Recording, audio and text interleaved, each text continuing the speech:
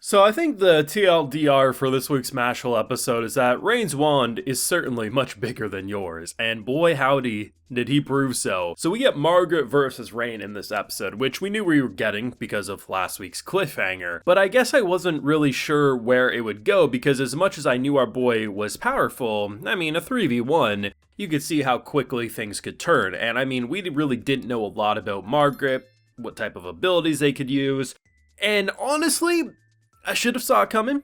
I really should have. But when they bust out the grand piano, I was like, this is the moment. Sure, in the previous episode, when you bust out the grand piano, everyone's looking at you like you're a weirdo and why the hell are we listening to your soiree? No, does it again and then just puts it away. Literally just mood music. I'm like, where is Sid from the Eminence and Shadow? Like, you guys would be literally BFFs. There's no ifs, ands, or buts. Luckily, they do end up actually using the music as some pretty cool attacks, and the animation was clean. I think it probably helps that there really hasn't been a lot of like big action scenes in the first couple of episodes. So there was some really nice camera work that felt like had that extra polish it normally wouldn't have had we had a couple of big fights throughout the last couple of episodes. So this was a very fun fight that then ends up setting the stage of the big exam going on. Like, we have our 3 coins, rather than needing 5, 3 coins in. And honestly, everyone knows. They actually got to this point a lot quicker than I think many of us assumed of Mash's secret being exposed, and his shaking in his boots is to be understood. I have a full live reaction to today's wonderful Mashle episode over on my Patreon, so if you would like to see my full uncut thoughts, they're over there if you're interested. Honestly, this was a great episode, probably the most entertaining of the latest season of Mashle, at least for me. I just really like the action, I like the comedy, and most importantly, I like how they're getting the ball moving with Mashle at a pretty steady pace. I like the fact that, you know, when you walk into a show like Mashle, especially if you watch the first 6 episodes,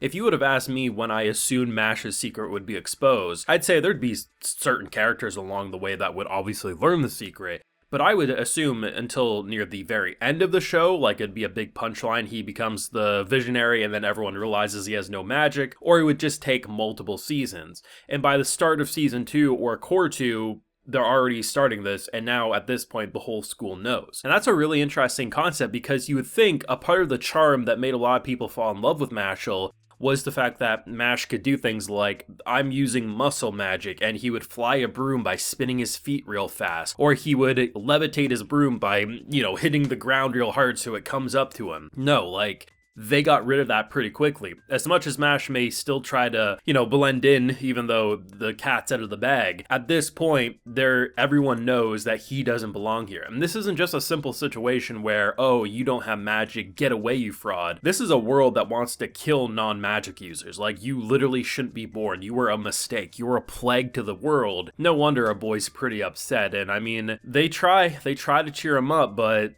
it's pretty hard. Obviously, if he wins this whole thing and, gets through everything, people start having to change their tune a little, but I don't know if it's going to change as quickly as probably he wants. And that's a really interesting narrative, a really great character arc for a show that is just simply silly. There's at one point in this episode, they're playing a board game. Immediately, the board game looks amazing because of how large it is. I'm like, who wouldn't want to play Monopoly on that large of a game board? Apparently, it just be predicting their futures because everything of where they landed on makes sense. Our girl Lemon being apparently thrown in jail for being the stalker, that makes sense.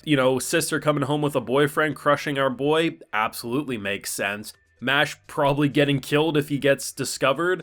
I mean, try him, but that seems like it might make sense. Just everything about that little moment was so funny, so cool, because, like, they do such a great job with the magical side. Like, when our boy Todd gets just kind of drained of, well, all the money because he basically go bankrupt. It's like, go to jail after losing all your money. All the little money falling off the character and then the character's piece kind of like shrinking down, withered like it's dehydrated. Just really cool stuff. But I think my favorite part, outside of the really fun fight scene, and we're going to talk about that, of course, just has to be the idea. You have this, like, probably one of the funniest moments of Mashle, which is when he's approaching the Coliseum area, but he's just like talking mad shit. So he takes his clothes off and all he has left is like his Under Armour on, and all of his muscles, which he has named, start talking and basically saying, you got this, Mash, you're my best friend, no one's gonna. And I'm like, how sad was his life? How lonely was his life up to this school?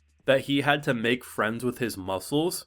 I mean, yeah, there's often like a body part or two people might name, but when you have named every single muscle and you start flexing them so like they're talking, and you dead ass do that as you put your clothes back on to walk into the Coliseum, how would you even respond to that? You literally just told someone that you're gonna kill them, and they just basically mocked you with like puppetry.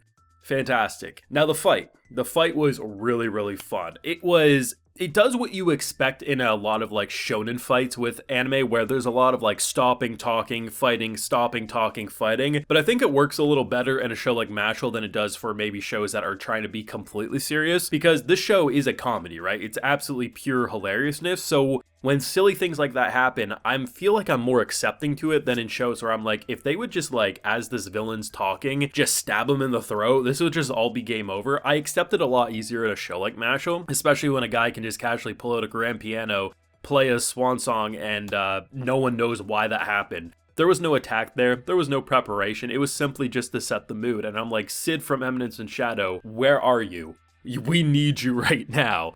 But the fight was really cool because basically, yeah, his wand is much bigger than yours, Margaret. That's all we're saying, because the idea that we have Rain, who is a triple liner, right? We know that is the strongest of the strong.